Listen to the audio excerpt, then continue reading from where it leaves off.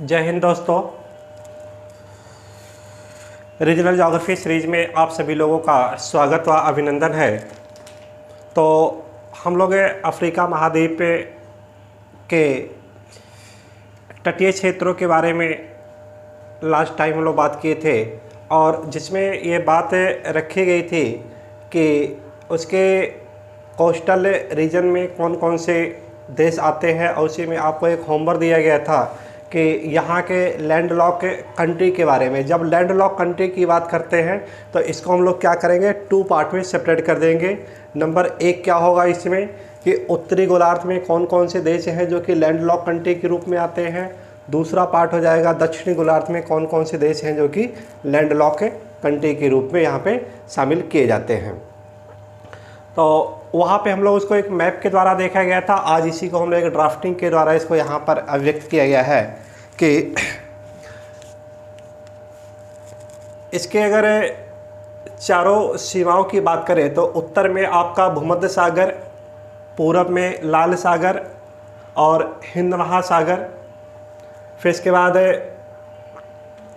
दक्षिण में बात करें हम लोग तो वहाँ पर भी आपका हिंद महासागर आएगा और पश्चिम की बात करें हम लोग वहाँ पे तो दक्षिणी अटलांटिक और उत्तरी अटलांटिक स्थित है। फिर भूमध्य सागर में देखा जाए तो वहाँ पे देखें हम लोग कि एक आपका मोरक्को, यहीं से हम लोग इसकी शुरुआत किए थे मैपिंग में।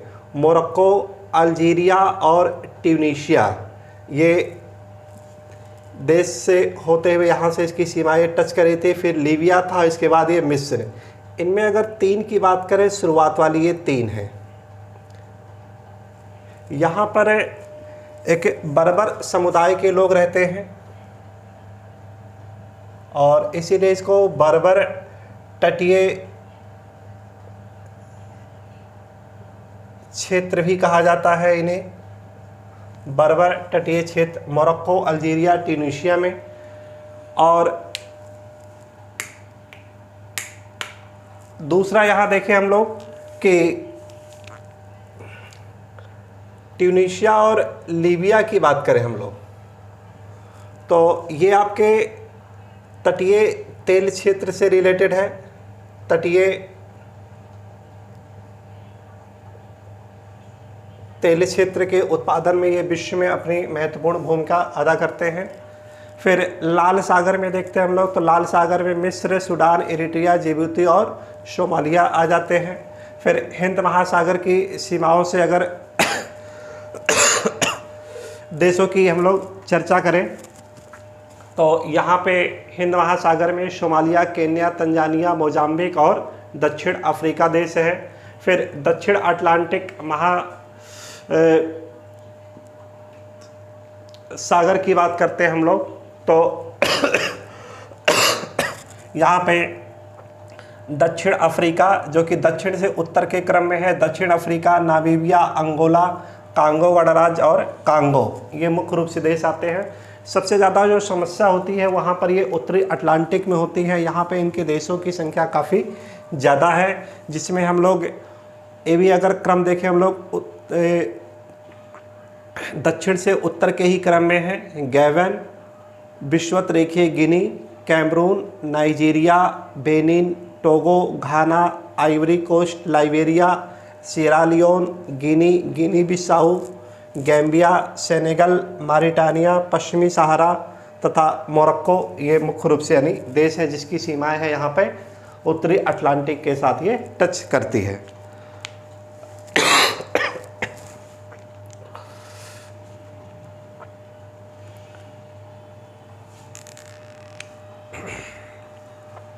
फिर जो होमवर्क दिया गया था आपको यही लैंडलॉक कंट्री के बारे में, तो लैंडलॉक कंट्री को हम लोग क्या करेंगे, टू पार्ट में यहाँ पे सेपरेट कर लेंगे। एक है उत्तरी गोलार्ध में स्थित, दूसरा हो जाएगा दक्षिणी गोलार्ध में स्थित। उत्तरी गोलार्ध में हम लोग देखिए स्टार्ट करेंगे वहीं पर भूमध्य रेखा से स्टार्ट करेंगे और भूमध्य रेखा पर एक देश है जो कि लैंडलॉक कंट्री है, वो कौन सा है, युगांडा है। युगांडा की पोजीशन ऐसी होगी जो कि दोनों गोलार्धों में आएगा, आपका उत्तरी और दक्षिणी दोनों गोलार्धों में। तो युगांडा, दक्षिणी सूडान, मध्य गणराज्य, चाड, नाइजर, माली, बुर्किना फासो और इथोपिया, ये यानी मुख्य रूप से जो देश हैं जो कि आपके ये उत्तरी गोलार्ध के लैंडलॉक कंट्री के रूप में आएंगे। फिर दक्षिणी गोलार्ध की बात करें तो यहाँ पे है Uganda, Rwanda, Burundi, Zambia, Zimbabwe, Botswana, Swaziland और लेसोथो। ये यानी इतने हैं जो कि सदर्न हेमिस्फीयर में ये इसके कंट्री में इसमें शामिल किए जाते हैं। देखिए रीजनल ज्योग्राफी को थोड़ा सा शॉर्टकट तरीका हम लोग ना अपना करके, बल्कि क्या है कि इसको पूरा डिस्क्राइब करते हुए अगर एक महाद्वीप को अगर पढ़ने की बात करें तो अगर उसको बढ़िया से भलीभांति अध्ययन कर लें तो उसी के बेस पे हम लोग सभी रीजनल यानी सभी महाद्वीपों क्षेत्रों को हम लोग पूरा का पूरा ये अध्ययन किया जा सकता है। तो बहुत से बच्चे होते हैं जो कि स्टार्ट करते हैं कि इसको एक शॉर्ट तक तरीके में बहुत जल्दीबाजी से रिलेटेड, तो वहाँ पर क्या हो जाता है कि अलग अलग महाद्वीपों में फिर अलग अलग टाइम देना पड़ता है। लेकिन अगर उनके कॉन्सेप्ट की बात करें, केवल देखिए देश की सिचुएशन आपकी बदलेगी, बाकी और वहाँ के जो इकोनॉमिकल से रिलेटेड बात करें हम लोग, वहाँ के क्लाइमेट से रिलेटेड, वहाँ पे नेचुरल वेजिटेशन से रिलेटेड और वहाँ के इंडस्ट्री या खनिज संसाधन से रिलेटेड, उसमें आपका क्या है एक कॉन्सेप्ट बन जाएगा, या पॉपुलेशन से रिलेटेड उसको आपको याद नहीं करना पड़ेगा वहाँ पे, है ना। उसको हम लोग क्या कर सकते हैं कि उसी कॉन्सेप्ट का प्रयोग करते हुए इसको पूरा अच्छी तरह से एक महाद्वीप का सीखेंगे तो दूसरे महाद्वीप में उसी को उस तरह से हम लोग अप्लाई करके इसको भली भांति बढ़िया से अध्ययन कर सकते हैं। तो हम लोग बात किए थे बर्बर स्टेट से रिलेटेड, जो कि आपके इसी बर्बर तटीय क्षेत्र से रिलेटेड है, मोरक्को, अल्जीरिया और ट्यूनीशिया, और फिर इसी में आपका तटीय तेल क्षेत्र है जो कि ट्यूनीशिया और लीबिया के रूप में ये सामने आते हैं। और यहाँ पर अगर हम लोग देखें तो यहाँ पे बात आती है लाल सागर में, जो इस तरह से ऐसे स्थित है। ये श्रृंग यानी एक हॉर्न के रूप में है, तो यहाँ पे एक हॉर्न कंट्री का यानी एक समूह मिलता है। तो इसमें देखिए जो मुख्य रूप से हम लोग शामिल करते हैं वो आपका है सोमालिया, जिबूती, एरिट्रिया, और इसी में एक देश को और जोड़ दिया जाता है, वो आपका है इथोपिया।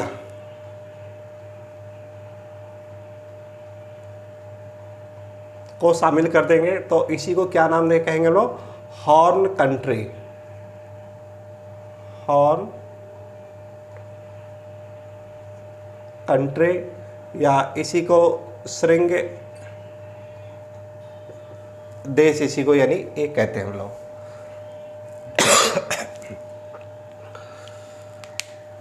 फिर इसके बाद आगे देखें हम लोग तो ये उत्तरी अटलांटिक की बात करें हम लोग तो यहाँ पे आपका जो सीरा लियोन और लाइबेरिया, सीरा लियोन और लाइबेरिया है,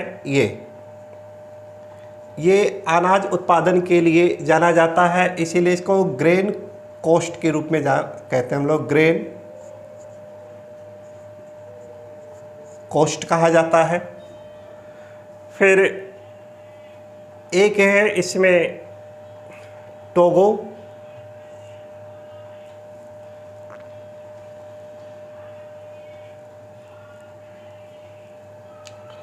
टोगो को हम लोग जो उपनाम देते हैं वो गोल्ड कोस्ट कहते हैं हम लोग, इसी को गोल्ड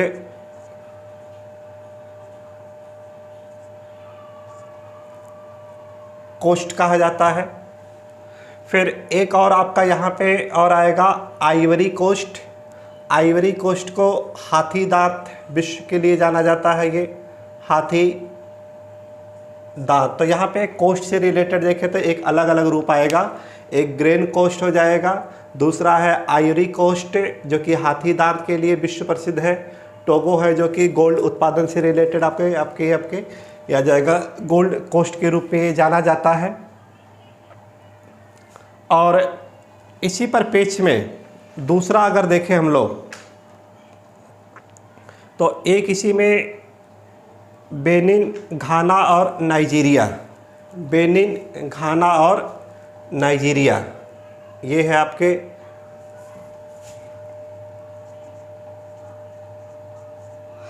बेनिन, घाना और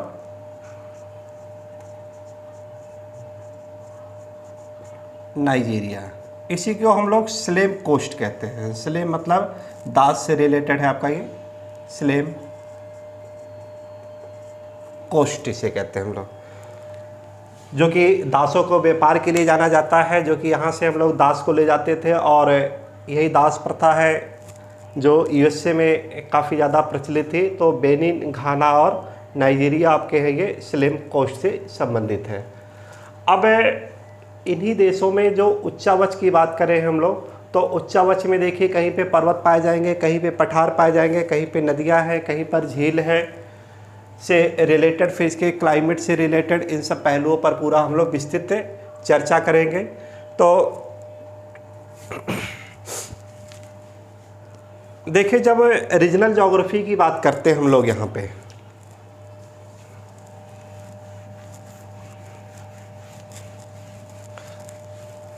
जर्मन के जो भूगोलवेत्ता थे उन लोगों ने क्या किया था कि इसको बड़े बड़े देश के रूप में इसको बांटने का प्रयास किया था। और जैसा कि आपको बताया गया था कि हमबोल्ट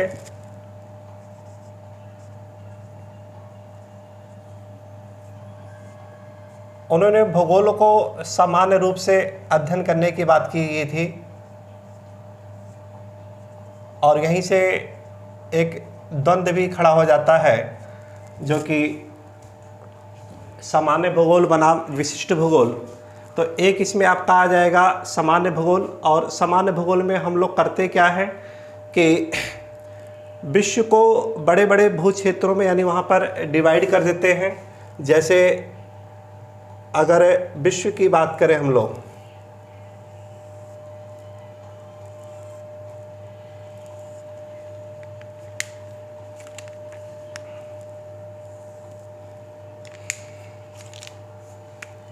ये हो गया आपका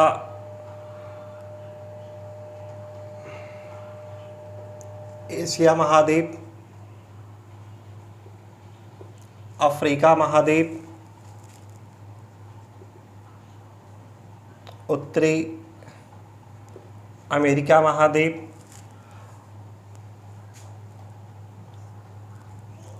और इसी के एक एक पहलू का अगर हम लोग देखें कि एशिया महाद्वीप में देखा जाए तो यहाँ के जो पर्वत क्षेत्र है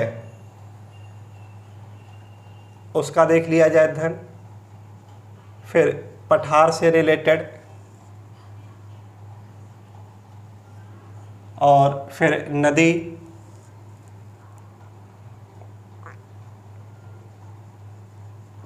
जलवायु,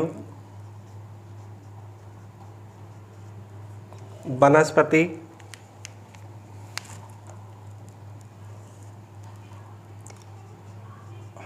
मृदा। तो अगर विश्व को एक संपूर्ण इकाई के रूप में, जैसा कि हमबोल्ट ने क्या किया था, इन्होंने कि विश्व को एक संपूर्ण इकाई के रूप में डिवाइड किया है।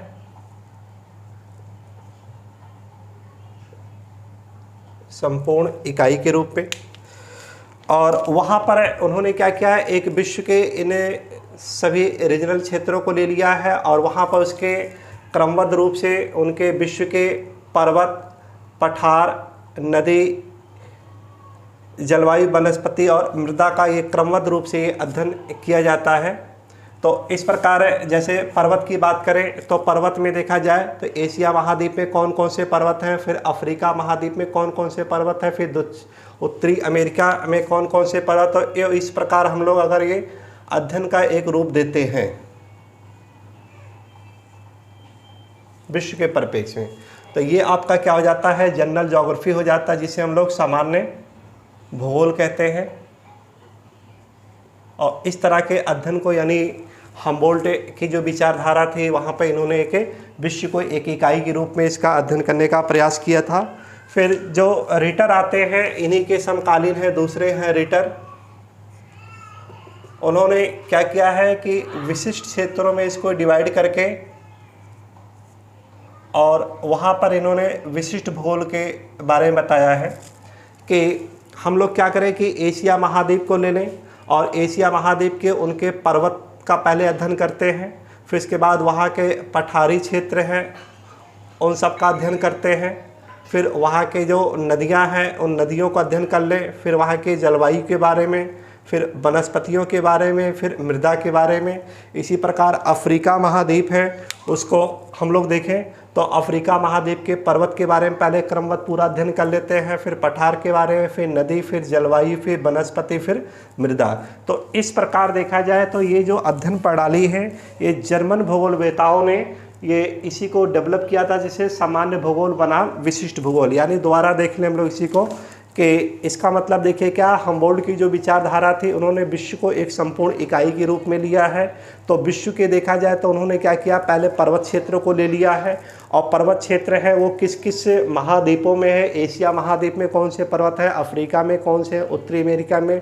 फिर पठार को ले लिया है, पठार का क्रमबद्ध रूप से अध्ययन, फिर नदी का क्रमबद्ध रूप से अध्ययन और फिर इसके बाद जलवायु का क्रमबद्ध रूप से अध्ययन। इस तरह से जो अध्ययन का परिप्रेक्ष्य होता है इसी को हम लोग सामान्य भूगोल कहते हैं।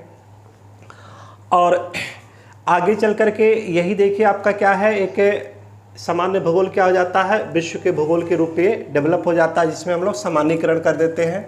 फिर इसके बाद जो रिटर का जो आता है उन्होंने क्या है, रीजनल क्षेत्र या इन्हीं को फादर ऑफ रीजनल ज्योग्राफी भी कहा जाता है। तो इस तरह से जर्मन भूगोलवेताओं ने क्या है, लैंड सॉफ्ट की अवधारणा को डेवलप करने का ये प्रयास किया था। और वहाँ पे रिटर क्या करते हैं कि एक विश्व को संपूर्ण इकाई के रूप में ना कर इसको एक अलग अलग रीजन में डिवाइड कर दिया, जैसे अलग अलग महाद्वीप पे। और उस महाद्वीपों में देखा जाए कि अफ्रीका महाद्वीप को ले लेते हैं, वहाँ के पर्वत के बारे में, फिर पठार, फिर नदी। इस तरह से अगर क्रमबद्ध रूप में अध्ययन करते हैं यही आपका क्या हो जाता है, क्षेत्रीय भूगोल या विशिष्ट भूगोल हो जाता है। तो इस तरह से जो हम लोग अलग अलग महाद्वीप पढ़ रहे हैं ये आपका क्या हो जाएगा, एक रीजनल ज्योग्राफी। फिर आगे चल कर के देखिए यही जो लैंड सॉफ्ट की अवधारणा है, आगे चल कर के फ्रांसीसी भूगोलवेता उन्होंने क्या कर दिया था कि विडाल डी ला ब्लास के समय में इसी को एक नाम दे दिया है जिसे कहा गया है पेज की संकल्पना, लघु प्रदेश जिसे कहते हैं हम लोग पेज।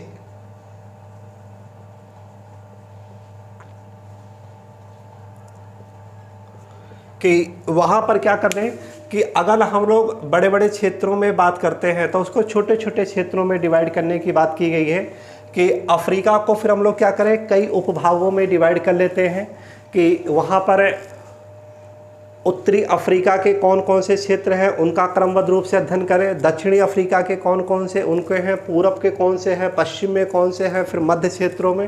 तो ऐसे अगर लघु प्रदेश के रूप में करते हैं तो इस तरह से अध्ययन करने की जो परिपाटी हो जाती है वो क्या हो जाएगा आपका, पेज की संकल्पना। ये किसकी हो जाएगी, आपकी विडाल डी ला ब्लास की होगी।